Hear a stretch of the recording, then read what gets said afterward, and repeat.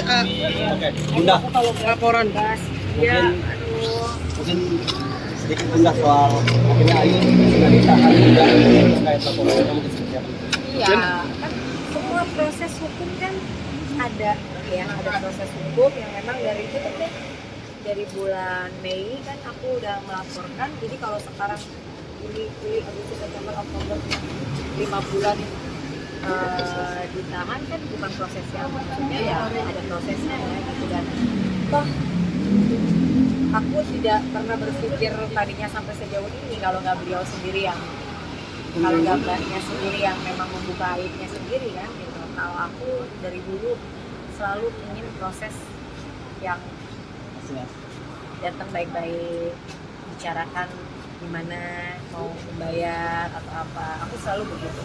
Bagi aku cara-cara begini tuh cara-cara paling terakhir. Dan dia sendiri yang membuka aibnya sendiri ya, dan dia bilang siap bahwa akan mengikuti prosesnya dan menerima apapun konsekuensinya, ya mungkin ini salah satu.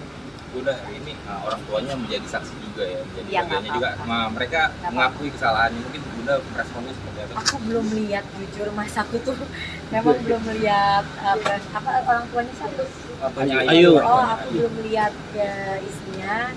Ya yang jelas orang tua pasti akan ngebelain anaknya ya, tapi aku juga nggak mau komen di situ karena aku juga belum lihat apa yang orang tuanya bicarakan.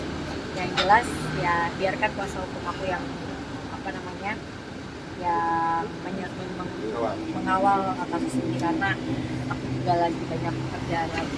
Bunda, tadi orang tuanya sempat mengatakan ini di highlight Haru Biru tadi katanya Ayu itu juga dimanfaatkan oleh suaminya Andika terkait dengan penggunaan penggelapan masalah Ayu, kata orang tuanya Ayu dimanfaatkan suaminya, ya itu biar menjadi urusan keluarga mereka. Karena balik lagi aku di sini nggak mau berkomentar yang bukan di luar kuasa aku ya. Intinya cuma yang hal lucu buat aku adalah memang kita itu akan berkumpul dengan orang yang di lingkungan yang akan sama-sama kita gitu ya. Salah satu contoh, aku bersyukur punya kuasa hukum yang luar biasa bijaksana menanggapi kasus ini, dan semua harus on the track, nggak boleh ngomong sesuatu yang ngasal ya. Kemarin juga kan ada berita-berita lagi yang ada orang beberapa yang datang ke sini, ada kasus yang apa ya, makanya aku bingung kok aku dilaporinnya di fitnah-fitnah kasus-kasus lain. Oh ternyata buat bikin ini supaya burem kasusnya gitu ya. Ternyata kita lagi selidiki juga dengan korban-korban yang datang ke sini, apa mbaknya itu masuk nggak ke dalam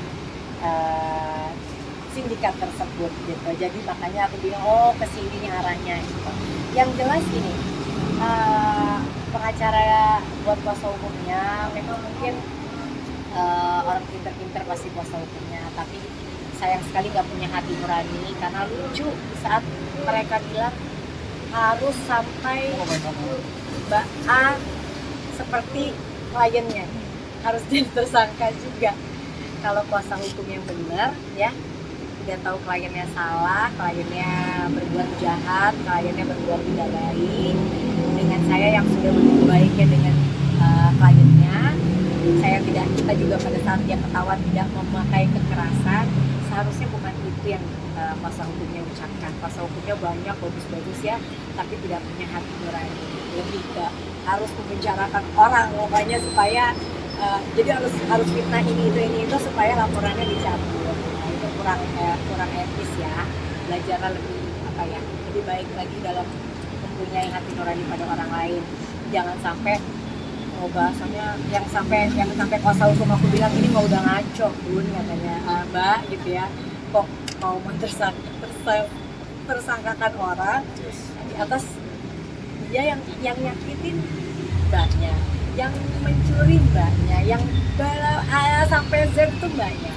Terus aku kenapa ya, kalau mau baik-baik dari awal sebelum show di TV baik datang aja ke aku, minta maaf yang tulus, yuk kuasa hukumnya gitu ya, datang, jangan sekarang baru minta ketemu gitu loh.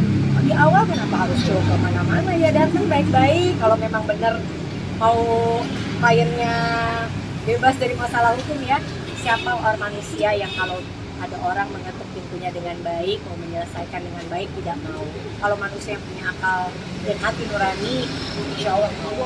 Tapi dengan cara yang dilakukan sekarang, menurut aku ini udah aneh, udah tidak sesuai dengan substansi permasalahan. Bunda mungkin stresnya seperti apa sih Bunda? Stresnya kayak gimana? Tenangin dirinya gimana? Aku nggak Dan support pasangan kayak aku gimana? tuh nggak stres yang masalah. Aku stresnya tuh pertama cuma ya uangku hilang satu, kedua orang yang kita percaya udah lama kerja walaupun nggak selamanya megang uang ya, dia selamanya dari packing apa, tapi kan kita punya kedekatan ya gitu. Dan aku bingungnya kita menyelamatkan dia supaya anaknya nggak melihat jejak digital ini, dia sendiri yang membongkarnya gitu. Jadi ya udah itu aja sih. Kalau stres karena dianya kenapa harus stres? ada sidang di pengadilan negeri Tangerang. Mungkin Ayu juga meminta penangguhan penahanan itu. Mungkin tanggapan Bunda mungkin seperti apa Bunda? Nggak tahu, Bun. Pas mobil.